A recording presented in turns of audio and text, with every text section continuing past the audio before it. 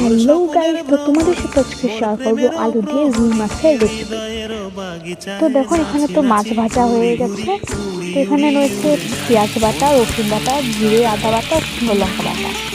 তো পেঁয়াজ বাটাটাকে দিয়ে দেওয়া হলো, তারপর এখানে শুকনো লঙ্কা বাটা ও জিরা বাটাটাকে দিয়ে দেওয়া হলো।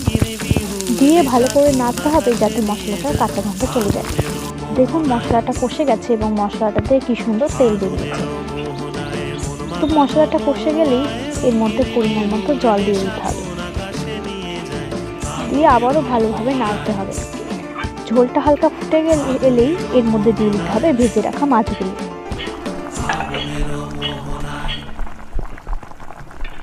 দেখুন কি সুন্দর ফুটতে শুরু করেছে। এবার তো এখানে স্বাদ মতো লবণ ও একটু হলুদ দিয়ে দেওয়া হলো।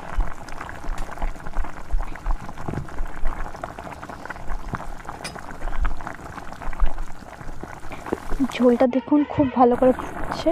ঝোলটা ফুটে এলেই এর মধ্যে কাশ্মীরি লঙ্কার গুঁড়ো ও গরম মশলা দিয়ে দেওয়া হলো, দিয়ে দেখুন নাড়িয়ে নিলাম। তো ঝোলটা তো আমাদের পুরো রেডি হয়ে গেছে। তো ঝোলটাকে এখন আমরা ঢেলে নিচ্ছি। দেখুন জাস্ট ঝোলের কালারটা কি হয়েছে। তো এখানে তো মাছের ঝোল আর আলু দিয়ে গরম গরম ভাত তো মেখে নিচ্ছি। ঝোলের কালারটা জাস্ট ওয়াও হয়েছে। আলু দিয়ে ভাতটাকে ভালো করে মেখে নিলাম, দিয়ে মুখে পুরে নিলাম। খেতে সত্যি অসাধারণ হয়েছিল।